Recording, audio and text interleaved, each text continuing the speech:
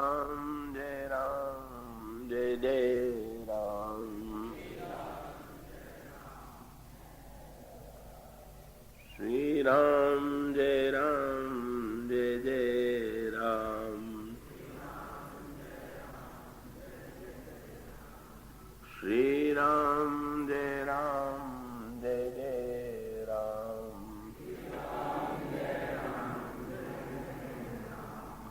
श्री राम जय। श्री गुरु चरण सरोज रज निज मन मुकुर सुधारि। वरणं रघुवर विमल यश जोदायक फलचारि। श्यावर रामचंद्र की जय।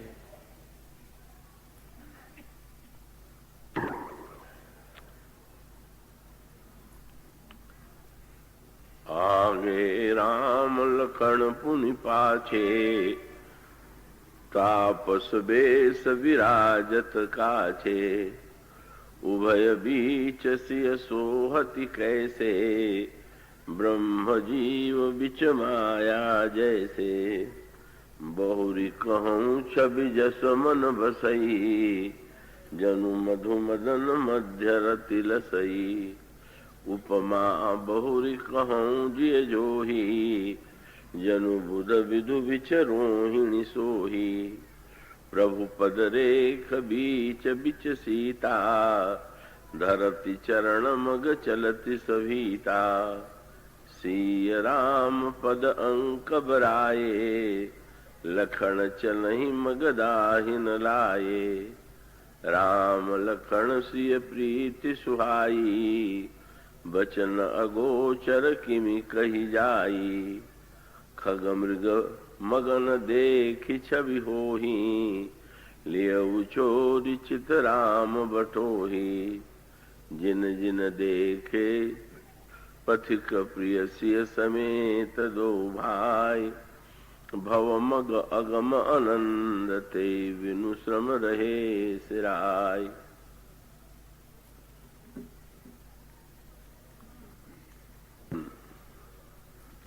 श्री रामभद्र की महती अनुकंपा से यह सप्तदिवसीय मानस का ज्ञान सत्र आज समापन की दिशा में बढ़ रहा है। इस अवसर पर मेरे प्रति आप लोगों ने जो मंगल कामना प्रकट की है,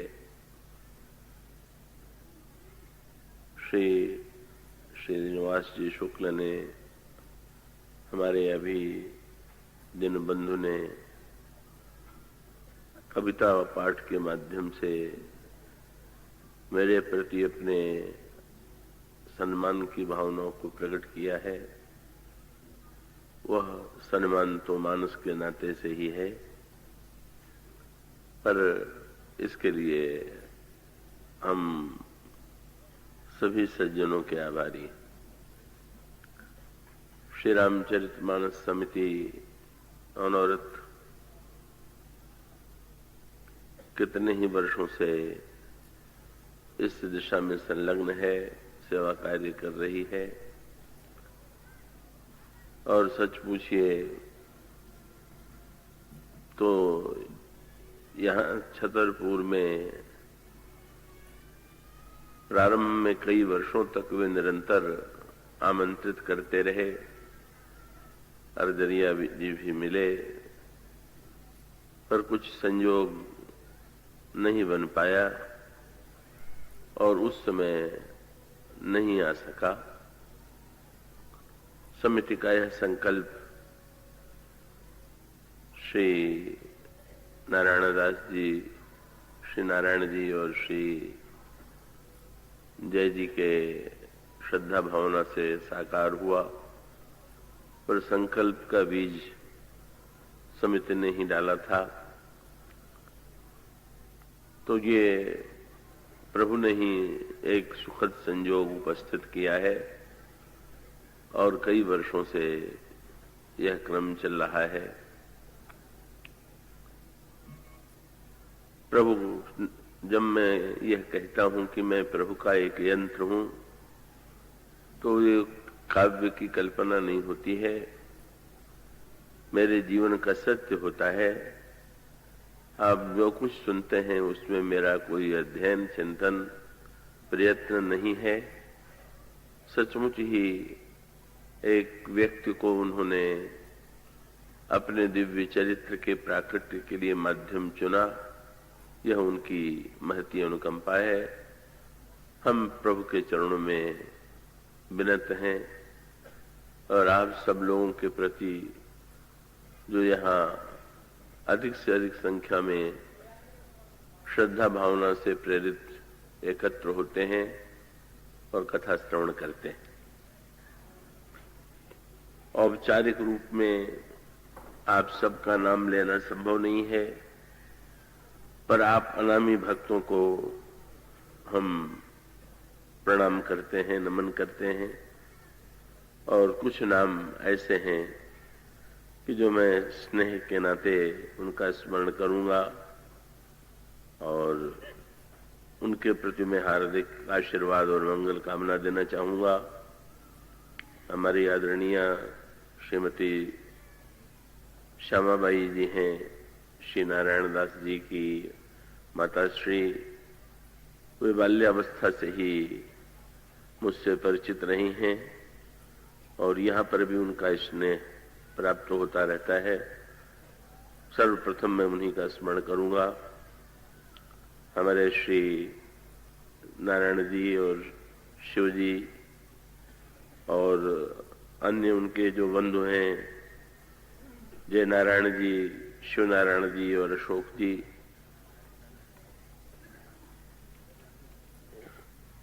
प्रयाग नारायण जी,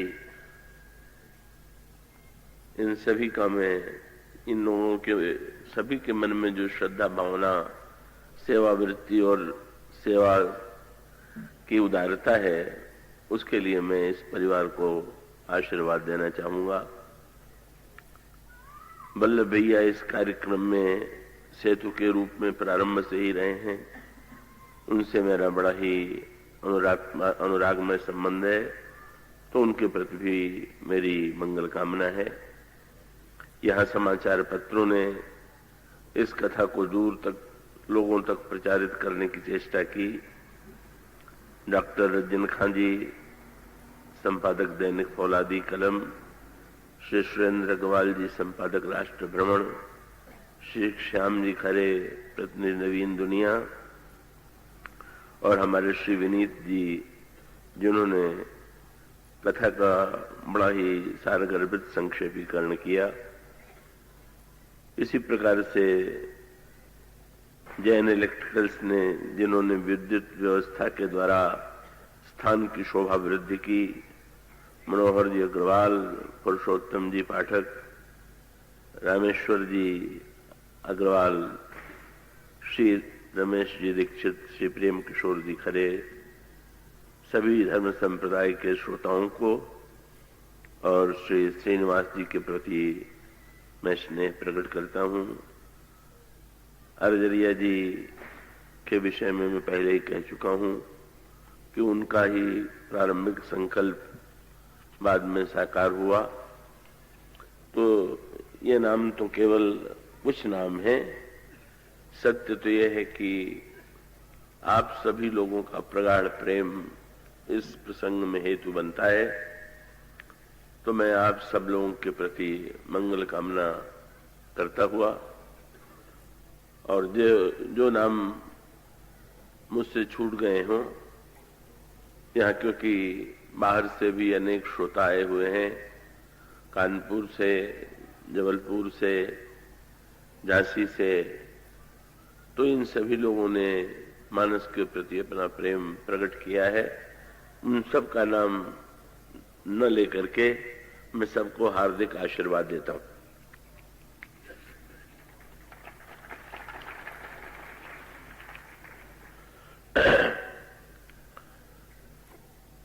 आइए वन पथ में चलने वाले प्रभु के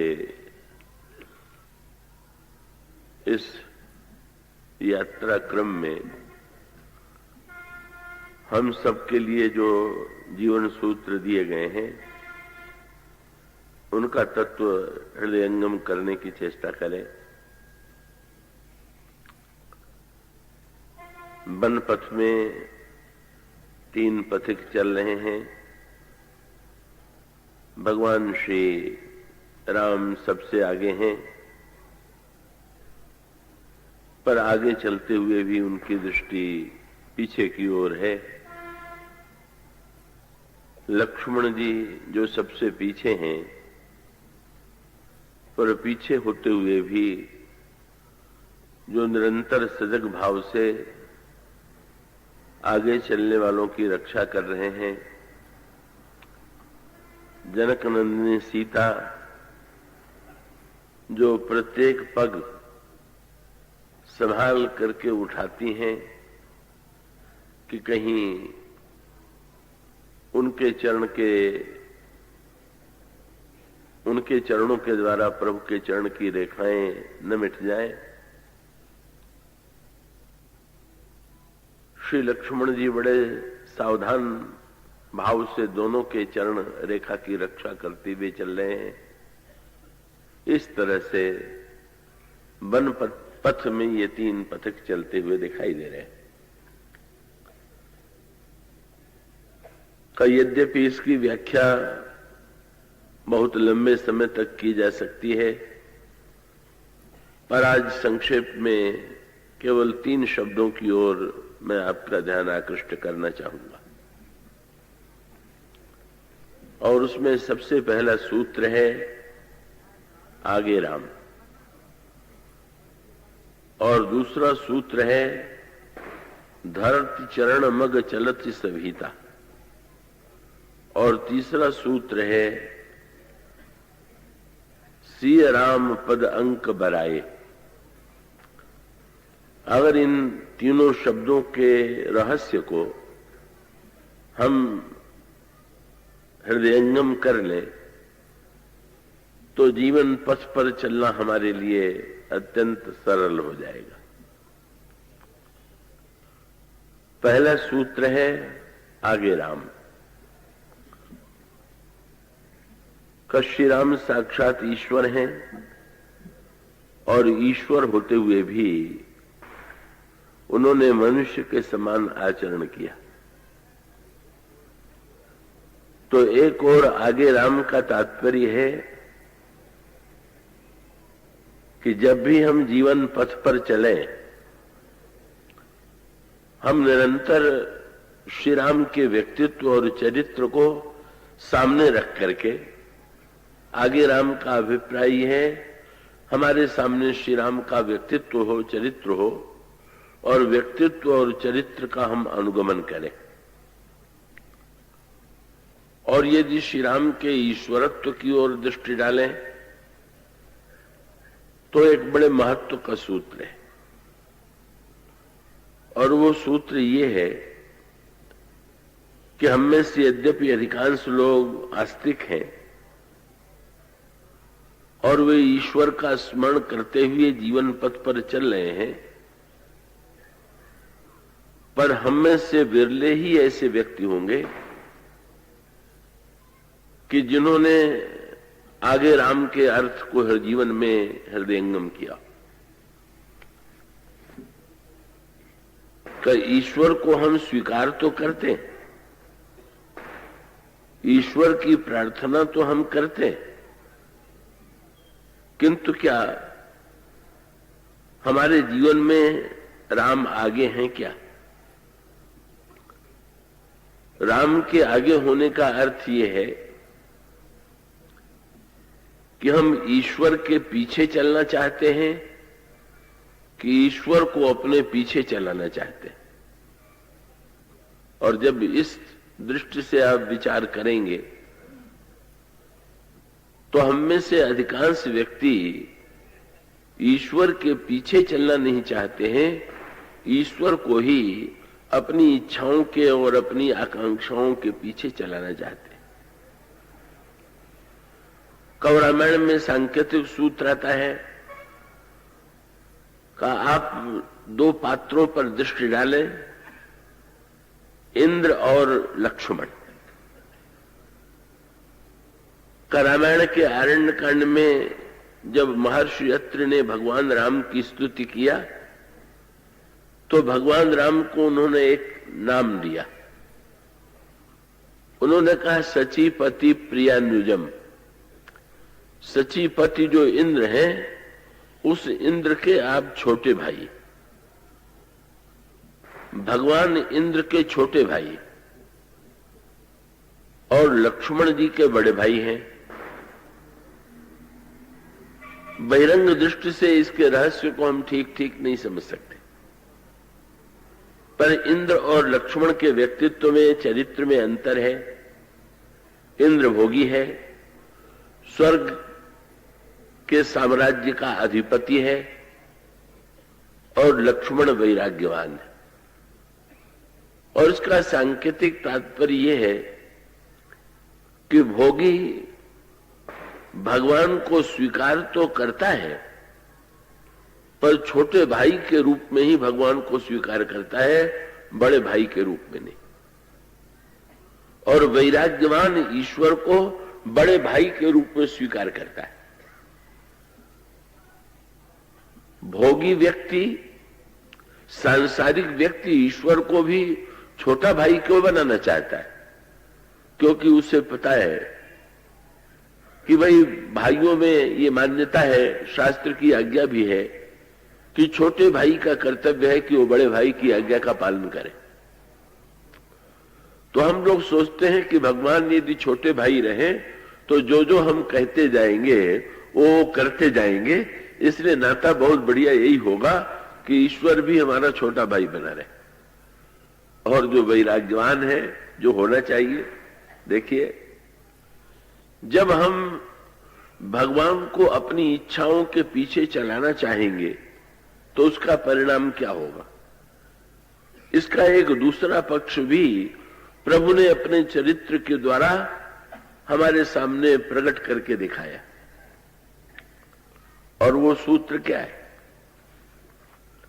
श्री राम आगे तो चलते ही हैं, पर एक प्रसंग ऐसा आता है कि जहां पर श्री राम आगे नहीं चल रहे हैं, अपितु श्री राम पीछे चल रहे। और वो प्रसंग बड़े संकेत का, बड़े महत्व का है। कहिए जो चित्रकूट का वन है, इसमें तो श्री राम आगे चले, आगे राम लखन पुनि पाछे। पर इससे भिन्न एक वन यह है जो दंडकारण्य, और दंडकारण्य और चित्रकूट, ये दोनों वन जो है, ये अलग अलग अंतःकरण की स्थितियों के प्रतीक है। मैं आशा करता हूं आज पूरी एकाग्रता से आप सुनेंगे। गोस्वामी जी कहते हैं, संशय विपिन अनल सुररंजन। संशय जो है वो वन है। और दूसरी ओर चित्रकूट के प्रसंग में वे कहते हैं, राम कथा मंदाकिनी चित्रकूट चित्त चारु, तुलसी सुभग स्नेह वन सिय रघुवीर विहार। चित्रकूट के वन की तुलना वे करते हैं प्रेम से, और दंडकारण्य के वन की तुलना करते हैं वे संशय से। और इसका सांकेतिक अभिप्राय क्या है कि संशय और प्रेम, अगर चित्रकूट की स्थिति पर आप दृष्टि डालें तो प्रेम के जो लक्षण हैं उस वन में आपको उनका दर्शन होगा। और दंडकारण्य में अगर आप प्रवेश करें, क्योंकि आप अच्छी तरह से जानते हैं चित्रकूट के वन में भगवान राम और श्री भरत का मिलन होता है, जनकपुर वासियों से प्रभु का मिलन होता है, माताओं से प्रभु का मिलन होता है। चित्रकूट मिलन की भूमि, और दंडकारण्य जो है वो वियोग की भूमि है। दंडकारण्य की भूमि में ही भगवान शंकर और सती एक दूसरे से दूर हो गए, और दंडकारण्य के वन में ही भगवान राम का श्री सीता जी से वियोग हुआ। और उसका अभिप्राय क्या है? ये जो दोनों स्थितियां हैं, अगर हमारे अंतःकरण में, जैसा कि जो प्रसंग कल कहा जा रहा था, आप उससे जोड़ करके उस पर दृष्टि डालें। चित्रकूट की भूमि में भगवान श्री राम ने हम लोगों को जीवन पथ पर चलना सिखाया, पर प्रभु चित्रकूट में ही नहीं रुके। प्रभु ने निर्णय किया कि वे दंडकारण्य की यात्रा करेंगे। यदि प्रभु चाहते तो कैकेयी जी ने तो उन्हें 14 वर्ष वन में रहने का आदेश दिया था। भगवान राम 14 वर्ष चित्रकूट में निवास करते और चित्रकूट में निवास करके प्रभु लौट आते। पर चित्रकूट में न रुक करके जब भगवान राम ने ये निर्णय किया कि नहीं दंडकारण्य की यात्रा करनी है, तो उसका उद्देश्य क्या था? चित्रकूट और दंडकारण्य परस्पर सर्वथा एक दूसरे के विरोधी और उन दोनों में परस्पर भिन्नता। चित्रकूट वह वन है जहां पर अनुसुईया जी निवास करती, और दंडकारण्य वो वन है कि जहां पर शूर्पणखा निवास करती। चित्रकूट में महर्षि अत्रि का निवास और दंडकारण्य में त्रिशिरा का निवास। इसका अभिप्राय यह है कि चित्रकूट और दंडकारण्य सर्वथा भिन्न है, पर भगवान श्री राम का अभिप्राय यह था कि चित्रकूट में पहुंचने वाले व्यक्ति तो बिरले ही हैं।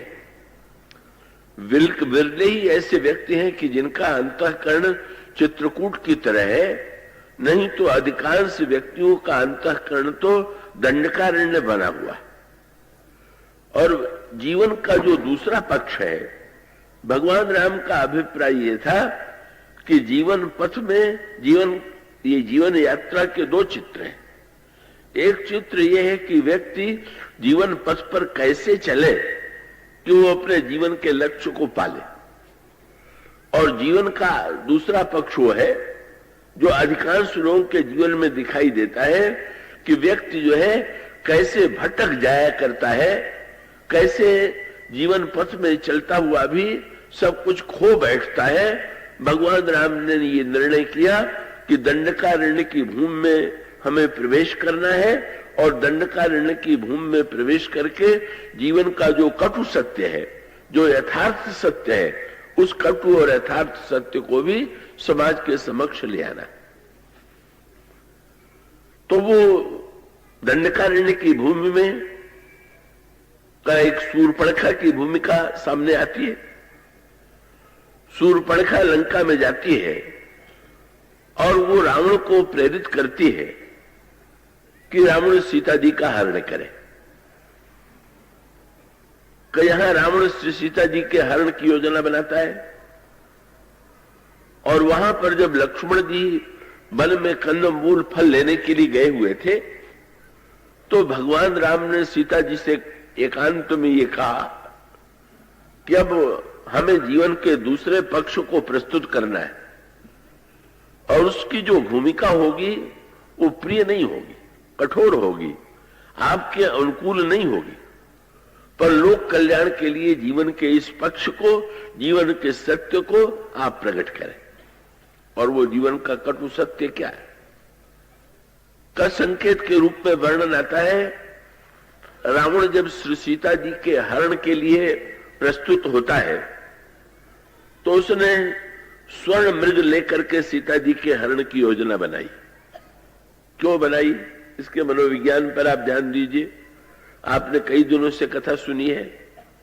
ये रावण जो था, पूर्व जन्म में प्रताप भानु राजा था, और प्रताप भानु के प्रसंग में आपने सुना है कि प्रताप भानु जो था वो कपट मृग के द्वारा ही ठगा गया था। काल के तो राक्षस ने बाराह बन करके शूकर देकर के उसको भुलावा दिया, और वो शूकर के पीछे भागा, और इस शूकर के पीछे भागता हुआ प्रताप भानु ही अंत में अगले जन्म में रावण बन गए।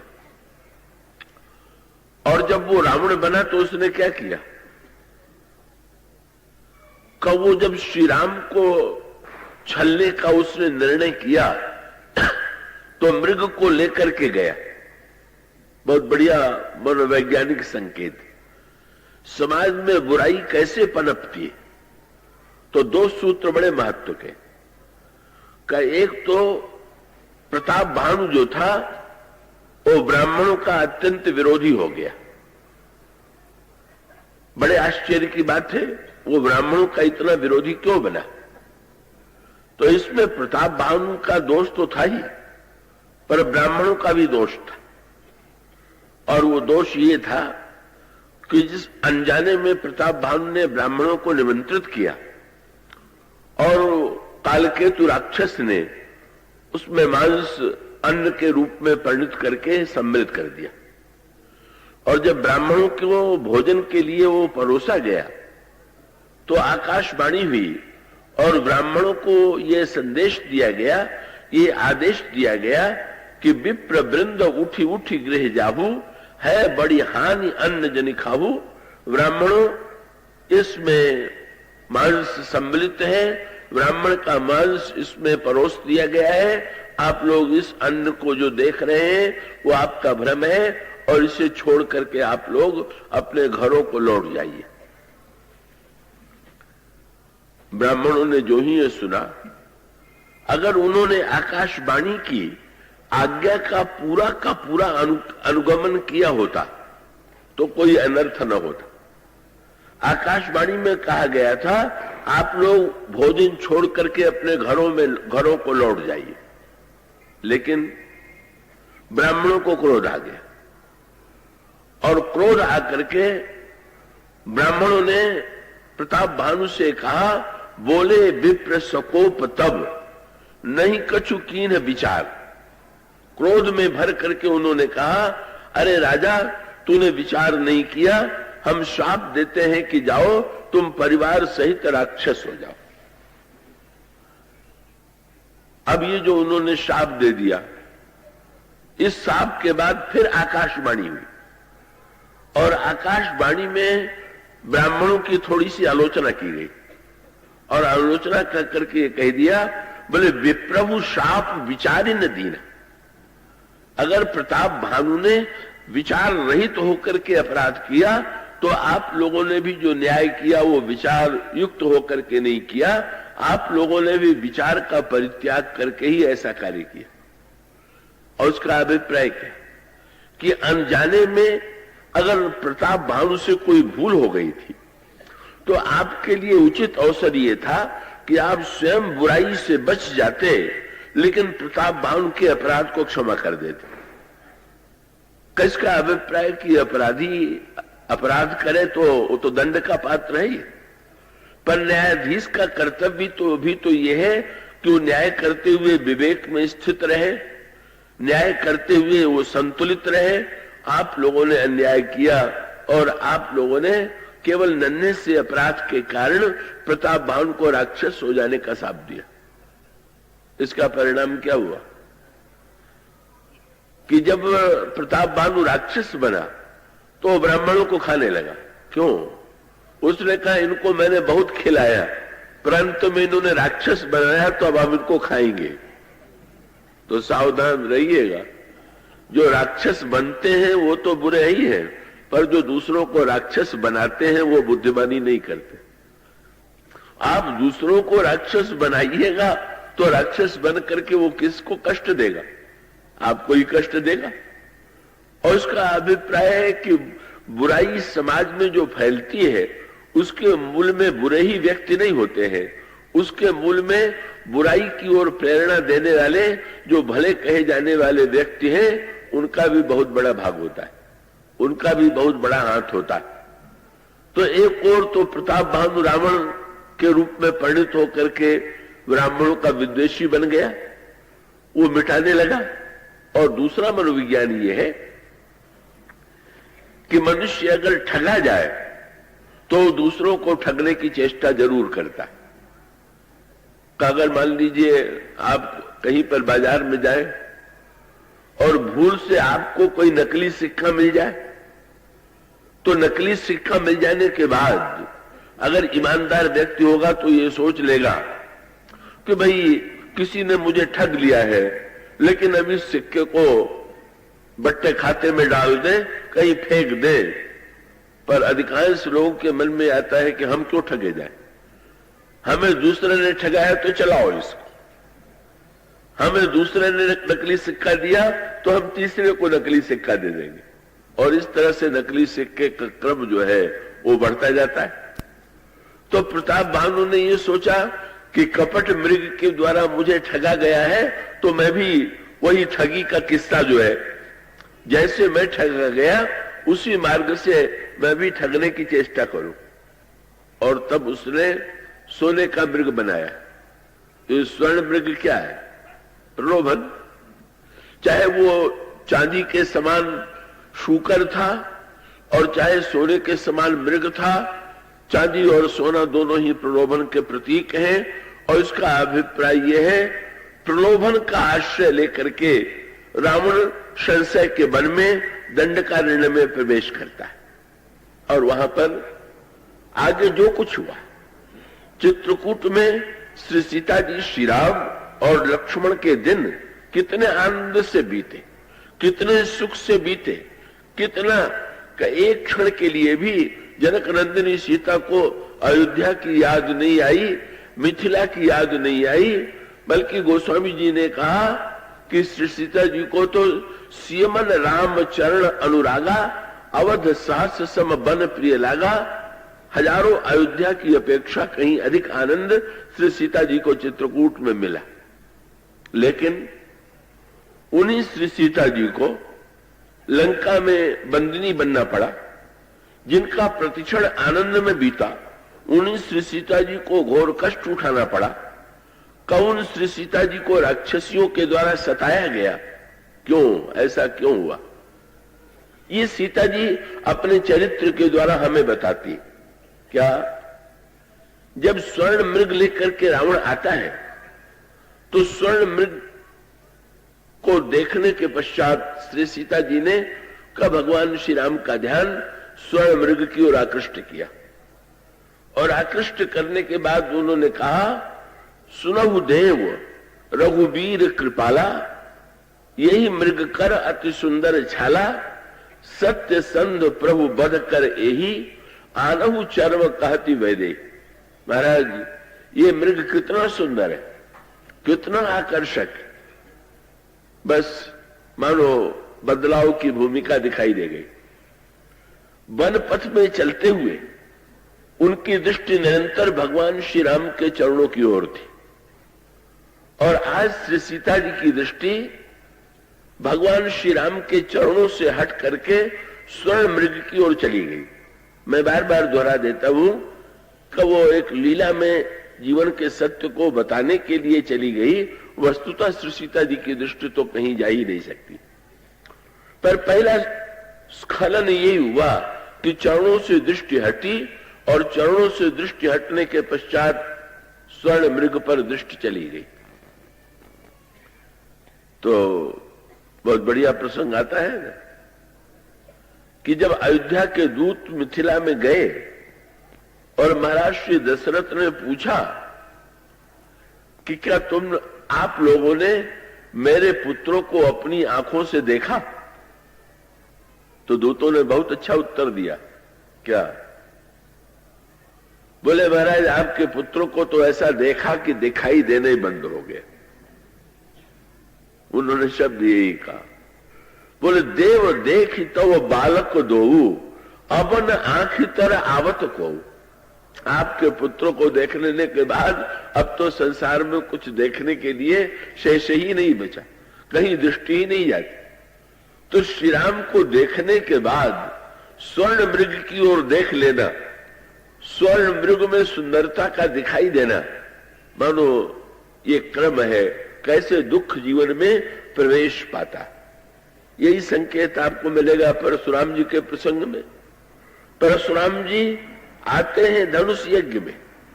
भगवान राम ने जब प्रणाम किया तो श्री राम की सुंदरता देखते ही परशुराम जी आनंद में डूब गए। परशुराम जी अपलक नेत्रों से श्री राम की सुंदरता देखने लगे। पर उसके बाद गोस्वामी जी ने कहा, परशुराम जी की दशा क्या हो गई? बोले, देखे चाप खंड में ही डाले।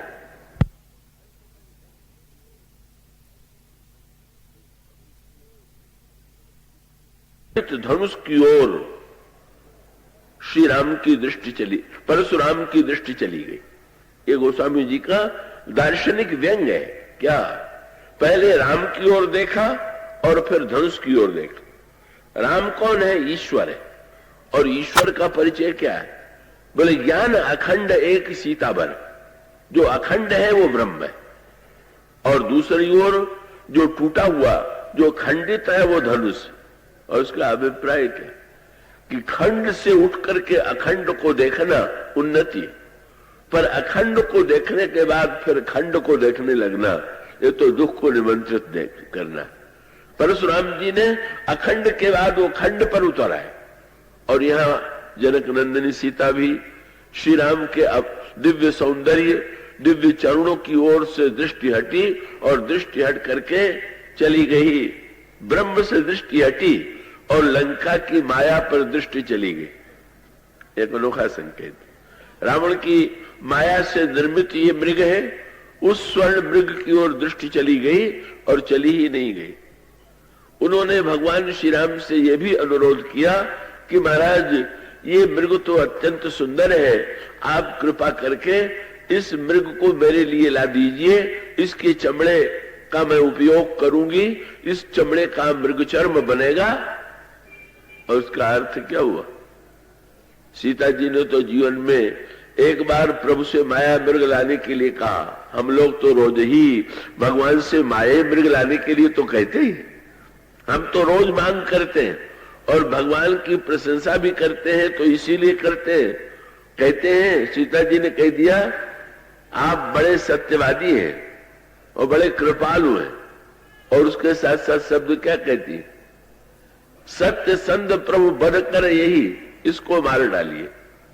इतनी करुणामयी सीता का जब ये कहती है कि मृग को मार डालिए, मानो इसका अभिप्राय यह है कि जब हमारे अंतःकरण में माया का प्रलोभन उभरता है, माया का आकर्षण उमड़ता है, तो उस समय हम भगवान की प्रशंसा भी करते हैं, तो अपने कामना की पूर्ति के लिए, स्वार्थ की पूर्ति के लिए।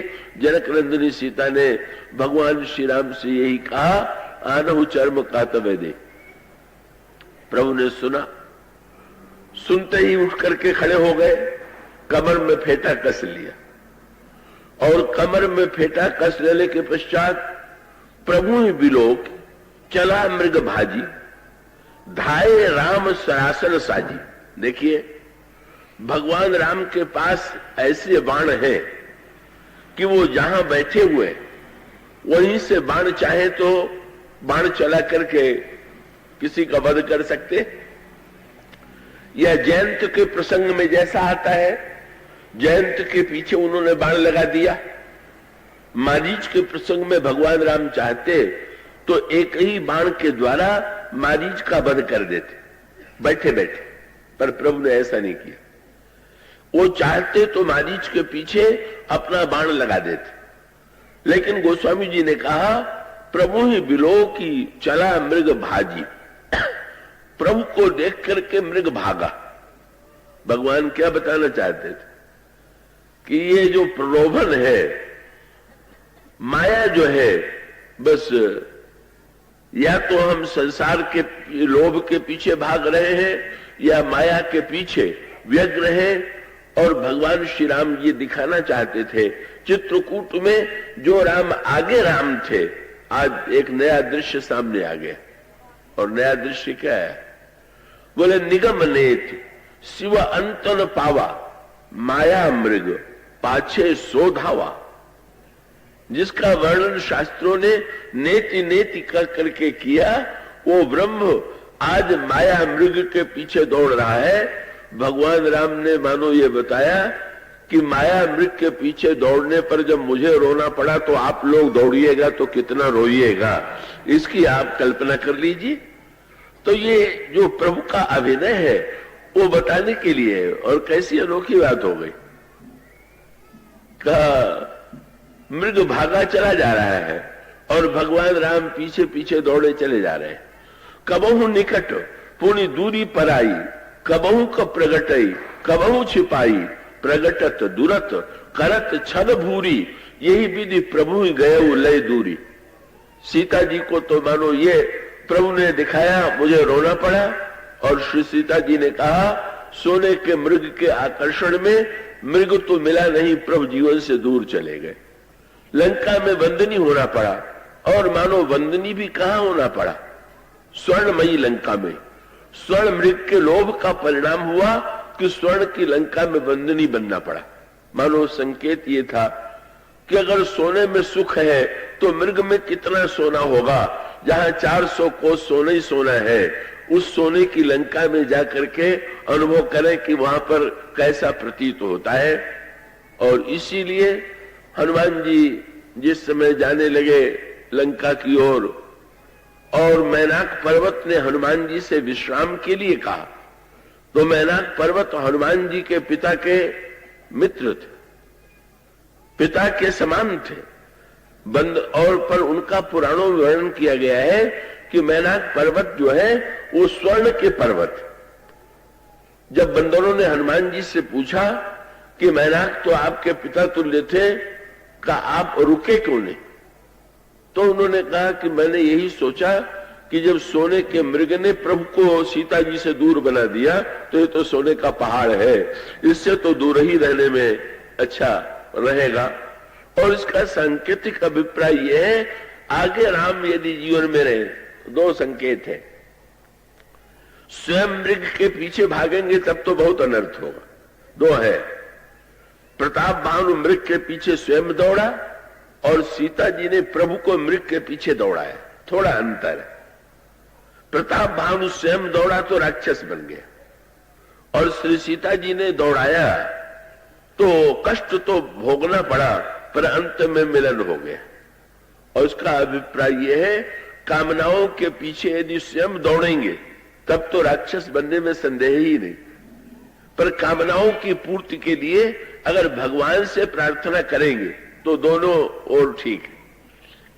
अगर भगवान चाहेंगे तो कामना पूर्ण कर देंगे, और नहीं तो भगवान थोड़ा कामना के दुख का अनुभव करा करके ये सावधान कर देंगे कि जब तुम कामना करोगे, जब तुम मुझसे भी माया लाने के लिए कहोगे, तो तुम्हें मुझसे दूर चले जाना पड़ेगा।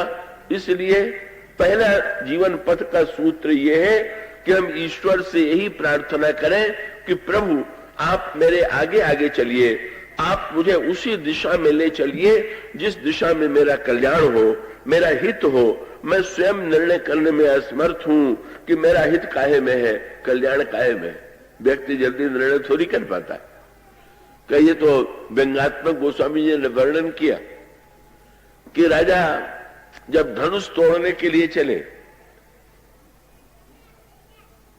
राजा जब धनुष तोड़ने के लिए चले तो अपने अपने इष्ट देवों से प्रार्थना किया, धनुष तोड़वा दीजिए। और जब नहीं टूटा तो उलाहना दिया कि इतनी पूजा की और आपने धनुष नहीं तोड़वाया। रुष्ट भी हुए। लेकिन धनुष टूटने के बाद जब परशुराम जी आए और परशुराम जी ने पूछा कि धनुष किसने तोड़ा है, उसका मैं सिर काटूंगा, तो इन लोगों ने अपने अपने इष्ट देवों को फिर से धन्यवाद दिया, बड़ी कृपा किया कि तोड़वा नहीं दिया, तोड़वा देते तब तो सिर ही कट जाता। ये तो बड़ा अच्छा हुआ। तो याद रखिएगा, हम लोगों को तो स्वयं पता नहीं है कि किस कामना की पूर्ति में हमारा कल्याण है और किस कामना की पूर्ति में हमारा कल्याण नहीं है। इसलिए हम ईश्वर से यही कहें कि प्रभु कामनाएं तो हमारे जीवन में बहुत हैं, इच्छाएं तो बहुत हैं, और उन कामनाओं और इच्छाओं को हम आपके सामने रखते भी हैं, पर हम आपसे प्रार्थना यही करते हैं कि आप मुझे उसी दिशा में ले चलिए जिस दिशा में हमारा कल्याण हो।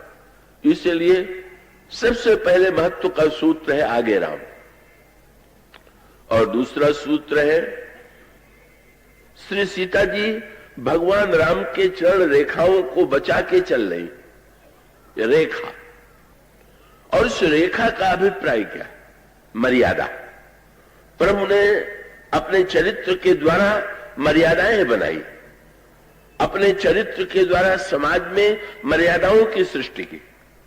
तो जीवन पथ पर चलते हुए हमारा कर्तव्य है कि हम निरंतर नीचे की ओर दृष्टि रख करके ये देखते हुए चले कि कहीं हम किसी प्रभु की मर्यादा को, प्रभु की रेखा को कहीं लांघ तो नहीं रहे, प्रभु की बनाई हुई रेखा को कहीं मिटा तो नहीं रहे। याद रखिएगा, ये जो सीता जी के हरण का प्रसंग है, इसमें तीनों सूत्र उलट गए। रेखा वाला सूत्र भी उलट गया। क्या? श्री सीता जी को भगवान राम के चरण के रेखा की चिंता, और लक्ष्मण जी को भगवान राम और श्री सीता जी के चरण रेखा की चिंता। सोचिए कितने महान लक्ष्मण हैं जो इतने वर्षों तक साथ चले, पर न तो कभी प्रभु की रेखाओं को मिटने दिया और न तो कभी श्री सीता जी की रेखाओं को मिटने दिया। ऐसे थे लक्ष्मण जी। और जिस समय प्रभु मृग के पीछे भागे और मृग का बाण, मृग के ऊपर प्रभु का बाण लगा और मृग ने पुकारा, तो मृग ने लक्ष्मण जी का नाम लेकर के लक्ष्मण कर प्रथम ही ले नामा। पर कई लोगों को भ्रम यह है कि जब मारीच लक्ष्मण जी का नाम लेने लगा तो भगवान राम के स्वर की उसने नकल किया। ये ठीक नहीं। रामायण में ये लिखा हुआ है कि उसने लक्ष्मण जी का नाम लिया, पर सीता जी को सुनाई पड़ा कि श्री राम का ये स्वर है। ये दूसरा सूत्र है। क्या? कि जब हमारे मन में कोई प्रलोभन होता है तो हमें मारीच के स्वर में भी ईश्वर के स्वर का धोखा होता है।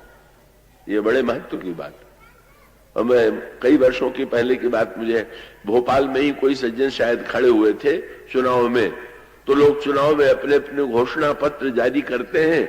उन्होंने घोषणा किया, भगवान कृष्ण ने मुझे स्वप्न में दर्शन देके आदेश दिया कि तुम खड़े हो जाओ।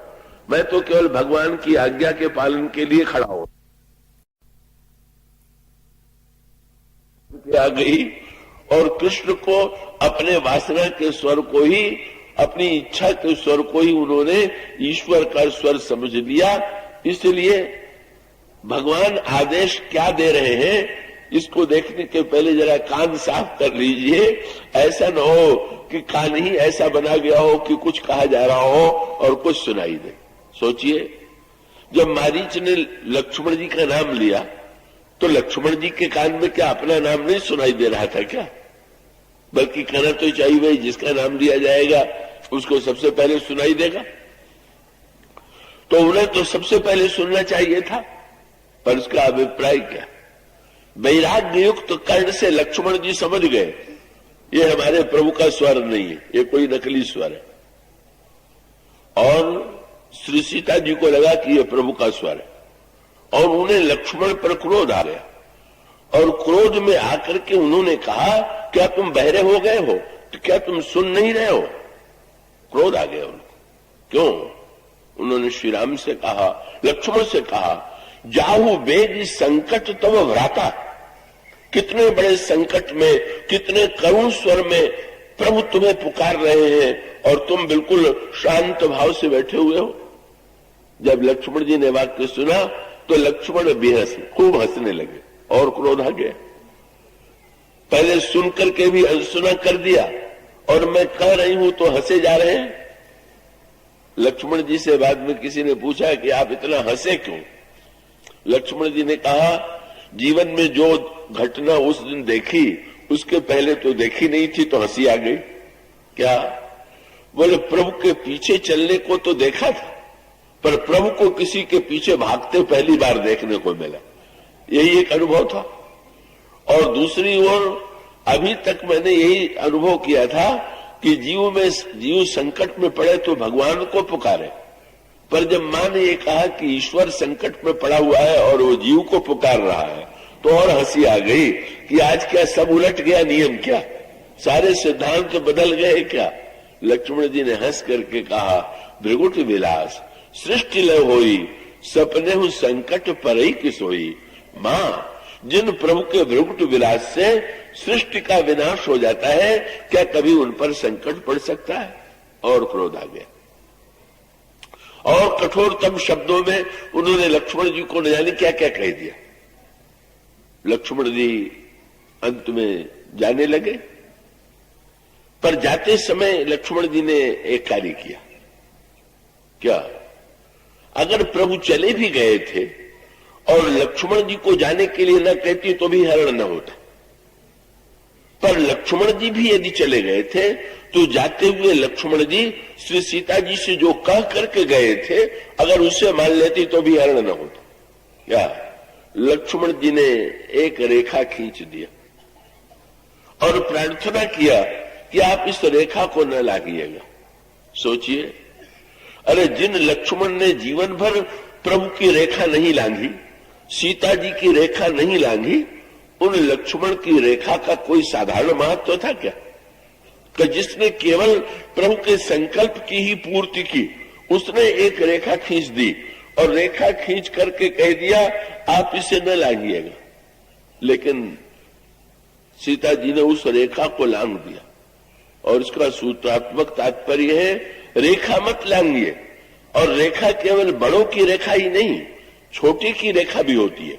बड़े की मर्यादा ही मर्यादा नहीं है, छोटे की मर्यादा भी मर्यादा है। और इसलिए कर्तव्य यह है कि बड़ा छोटा बड़े की मर्यादा का उल्लंघन न करे और इसी प्रकार से बड़े का कर्तव्य है कि वो छोटे को सम्मान देते हुए उसकी मर्यादा, उसकी भावना, उसकी प्रार्थना को ध्यान में रखे। पर श्री सीता जी रेखा लांघ गई। इसीलिए मानो अगर वो रेखा न लांघती, और रेखा लांघने की प्रेरणा रावण देता ही है। रावण जब आवेगा, मोह जब आवेगा, तो उसने यही कहा कि क्या तुम्हारा छोटा देवर तुमसे कुछ कहे और तुम उसको मान करके इस तरह से रेखा के बंधन में बंधी रहोगी? बड़े की बात माननी चाहिए, छोटे की बात मानने में कोई अपेक्षा नहीं है। और श्री सीता जी रावण के वाक्यों में भ्रमित हो गई और उन्होंने रेखा को लांघ दिया। और तीसरा सूत्र ये है, क्या? ईश्वर को आगे करके चलिए। और श्री राम, श्री सीता और श्री लक्ष्मण, इन्होंने अवतार लेकर के जो रेखाएं बनाई हैं, उन रेखाओं को कभी मत लांघिए।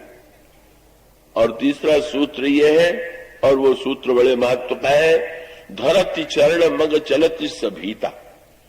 डरते हुए सीता जी चल रही, श्री राम डरते हुए, श्री लक्ष्मण डरते हुए चल रहे। प्रभु ने पूछ दिया तुम लोग क्यों डरते हो? सीता जी तो महाशक्ति है और लक्ष्मण जी महाकाल। महाशक्ति और महाकाल ने यही कहा कि हमारे डरने का तात्पर्य है कि जब ईश्वर से महाशक्ति और महाकाल को भी डर लगता है तो जीव को तो डर कर ही व्यवहार करना चाहिए। और इसका अभिप्राय यह है ईश्वर से डरिए जरूर।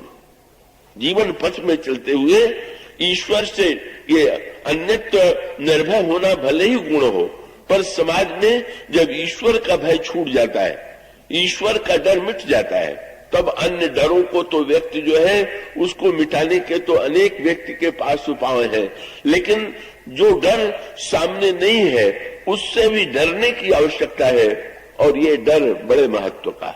इसलिए आपने देखा निडर बाली और डरपोक सुग्रीव दोनों भाई थे, पर जो निडर था उस पर भगवान राम का बाण चला और जो डरपोक था वो भगवान का मित्र बन गया। क्यों? जब भगवान राम ने सुग्रीव से कहा कि जरा बाली से लड़ो, गर्जना करो, बाली से लड़े और बाली ने मुक्का लगाया तो बेचारे भागे। लक्ष्मण जी ने देखा तो प्रभु से कह दिया कि प्रभु आप कितना भी मित्र बनावे, भगोड़ापन इसका नहीं छूटा। जब देखो तब वहां भी भागा, वहां भी भागा, वहां भी भागा। आज आपने मित्र बना दिया तो भी वही भागना। प्रभु ने कहा कि नहीं नहीं, देखो ना, क्या पहली बार मायावी के डर से भागा तो घर में घुसा। पहली बार जब भागा था सुग्रीव तो मायावी के डर से, तब घर में घुसा। और बाली के डर से भागा तो ऋष्यमुख पर्वत पर छिपा। डरने में भी अंतर आ गया। घर में छिपा तो बच नहीं पाया। पहले मायावी का डर था तो अब भाई का ही डर पैदा हो गया। और वहां भी भागा तो भाग करके ऋष्यमुख पर्वत, ये कौन है?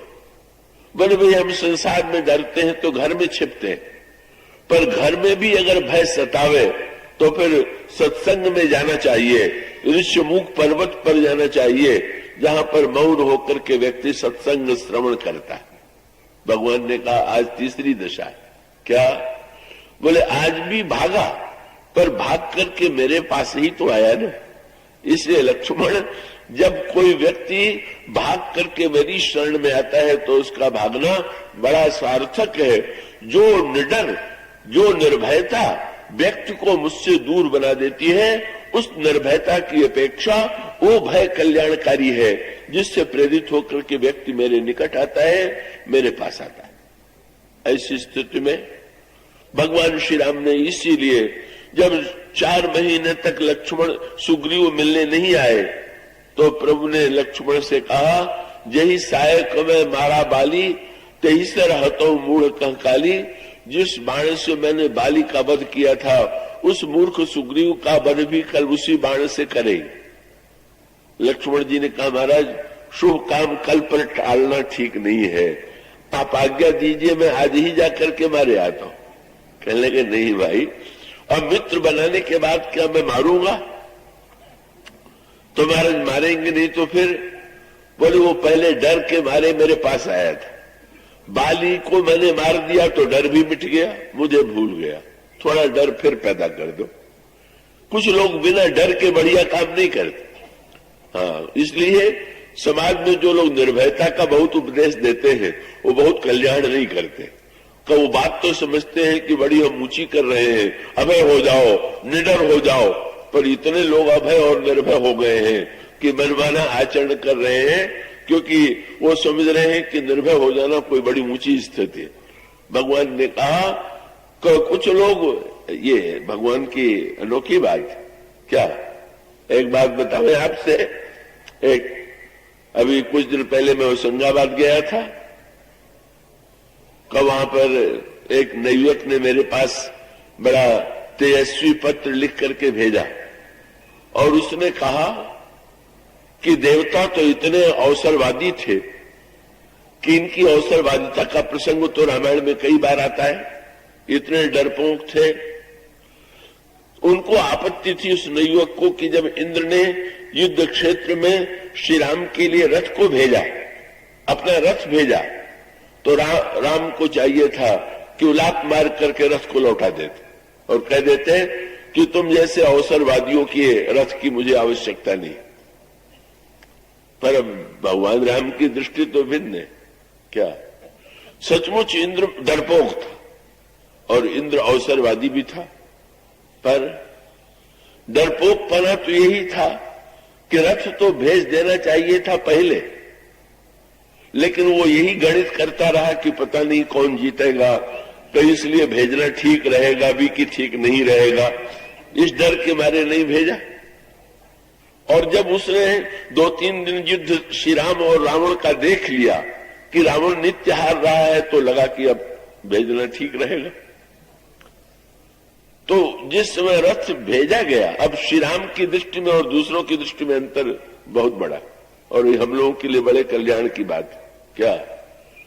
हम लोग तो सचमुच पक्के अवसरवादी ही है, भगवान के पास भी न जाने कब जाए, और भगवान अगर पुराना खाता हम लोगों का खोल के दिखलवाने लगे कि ये क्या क्या कर चुका है, तो कभी शरण में स्वीकार नहीं कर पाएंगे। किसी ने भगवान से कहा, इंद्र ने इतने दिन बाद रथ भेजा, प्रभु ने कहा भेजा तो अभी तक क्या किया है इसका महत्व तो नहीं है, अब वो क्या कर रहा है इसका महत्व। और बोले महाराज अवसरवादी है, बोले अवसर को जानना भी तो कला है। अभी तक वो अवसर के अवसर न चूक बंदे लागू भलो दाव रे। भक्त तो लोग कहते हैं अवसरवादी बनिए, उस अर्थ में नहीं जिस अर्थ में समाज में अवसरवादी लोग होते हैं। पर इसका अभिप्राय यह है कि उचित अवसर देख करके भगवान कहते हैं, डरपोक इंद्र है तो क्या हुआ, अंत में रथ भेजता तो है, उसके डर की भी सार्थकता है। का उसको रावण का डर था, नहीं भेज रहा था, अब मेरा डर लगा और भेज दिया, डर की भी सार्थकता। भगवान अवसर देते हैं, जीव कितने भी विलंब से जाए, चाहे जितने भी कुछ कर चुका हो, पर भगवान कहते हैं अगर तुमने अब ठीक ठीक समझ लिया है और डर करके मेरे शरण में आ गए हो, भगवान ने कहा शक्र देव प्रपन्नाय तवास्मीति आचिते अभयम सर्वभूतेभ्यो ददाम में तब व्रतम मम।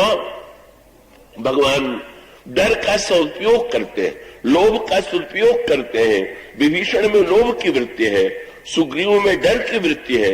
लोग बहुधा क्या करते हैं कि डर और लोभ की वृत्ति किसी काम की नहीं, पर लोभ की वृत्ति से अगर कोई बहुत बढ़िया काम करे, श्रेष्ठ कल्याणकारी का कार्य करे, तो लोभ की वृत्ति का सदुपयोग है। डर के मारे अगर कोई बुराई से बचे तो डर का बहुत बड़ा सदुपयोग है। भगवान लोभ का भी सदुपयोग कराते हैं।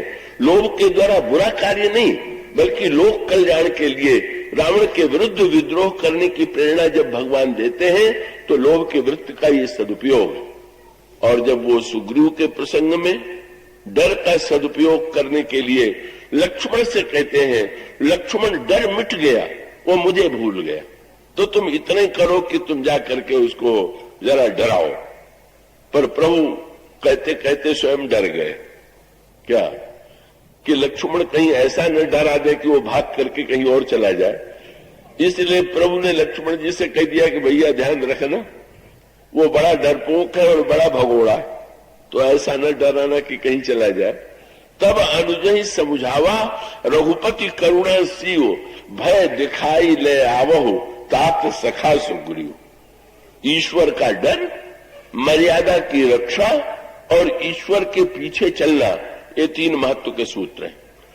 चित्त दंडकारण्य में ये तीनों मिट गया। रेखा लांग ली गई, प्रभु पीछे कर दिए गए और श्री सीता जी जो साक्षात शक्ति हैं, रावण जब सामने आता है और रावण ने सीता जी के सामने अपना नाम लिया, भई सभय, तब जब नाम सुनावा, रावण का नाम लेते ही सीता जी के मन में डर उत्पन्न हो गया। मानो सूत्र ये है, भगवान से जब डर लगेगा तो किसी से डर नहीं लगेगा, और अगर डर छूट जाए और डर छूटे तो डर छूटने का परिणाम होगा कि रावण भी डराने में समर्थ होगा।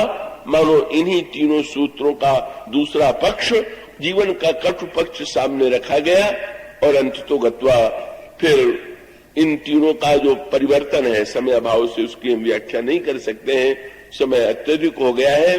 पर सूत्रात्मक अभिप्राय यह है कि जीवन पथ में चलते हुए हम निरंतर प्रभु के पीछे चलें, ईश्वर से डरते हुए चलें और उनके रेखाओं की रक्षा करते हुए चलें। पुनः मैं नारायण भैया, जय जी और उनके पूरे परिवार को आशीर्वाद देता हुआ इस प्रसंग को विराम देता हूँ। बोलिए सियावर राम।